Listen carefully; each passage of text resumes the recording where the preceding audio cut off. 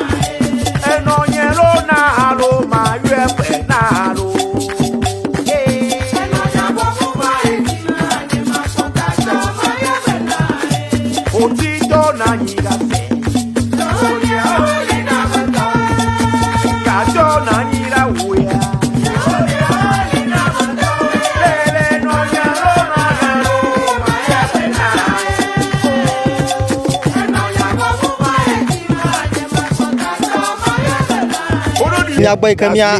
asenya reka gbe le ko jona ba doro mi adu magba azba azan le ju am kwa nto nya ba de kong ba mi yo a jona jinem ta nyama te sega ko nyama baba go na poplo ba ya ba ke pa ku ge ta nto ma baba ma ku pa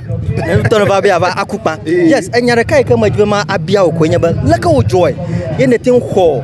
mi afa culture dem na ma e ka maladu amu ha e jana gbagba exhibit ni bana ta ma shama na nya le ka jo le ko queen le ka na ko queen na mai ayo akpe maglobe nyanto nye jojoma miaba de kongbe wiawa ajona jinem afisha fi ke ma doku no anyaba nana ike kude miaba de kong wo kwa nyama lafma makabe churchiu makabe kawo ziala ike nyaba avebe de kong wo nyakwa malafma adona jijonam kwa na ma veve sawlo mata mabu ha fi ke ma popo mole ma rije vejet no kwa ke ma anglebe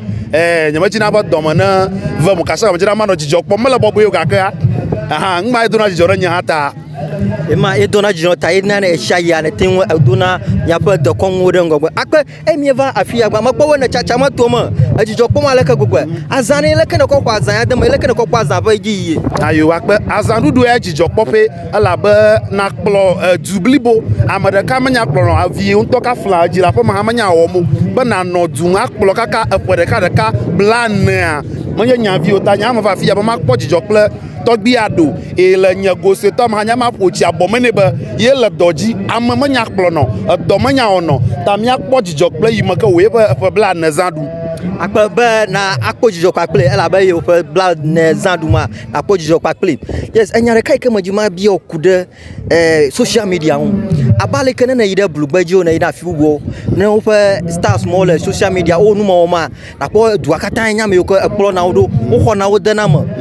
le wom aba avine le ke avaduko ko hom emadami o akpe dongwa ma da akpe na avaduko zaza avio le tiktoker wa gbagbajem ma globa ikenya ha ma gada wodo ma ba fode kaya o ho ma tu o ho ma love ikenya ha ma je goma o nyamanya ba mo a dojijo na mo na mo ga kanu kuto ya do kwa mo va klom do ma do gwa mo wonu kwa do la fuma ko mi kata mi mi aba evebe enwo wom ko evozu ko dom de nko ma globo hom nwie pa na ba bo mo hom nwie madala pa o hom a cheve kwa na gade ya bala jifia akpa ba vio do ko dese amasha ma dadam de ba vinyenyeji akpa ma ya gbajadum ama ya kinkadum ama ya ha enfopom de ba gbema amado je goma e ya fi nya ha magade ma for de ka ko ya ga ka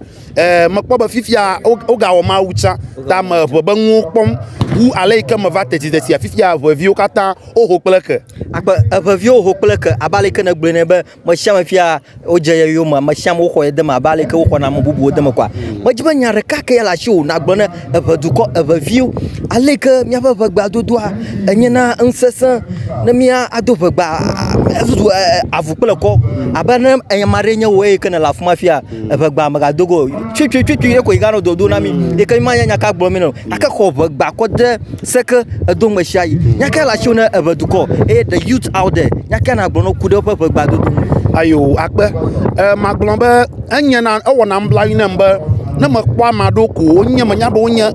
vi jiji alo vi ko ma do gba no ko ye fu gba do nchi alo ma jibe yo adiwa o ba nwo na mbla yin ma gbo na be na nya vi ye wa nya ba wo gba dodo pe anu no wa afia bo doli na da wa lo no ya na jiwo le konji ala bo jiwo le panyi gbaji no ma ga jiwo le panyi gbaji wa va vuele na manu ai ziale ke mate de ga le wala mo wa aje ba na dan reji awu ba na kodo ki okotue e amayo nya gbabubu to wa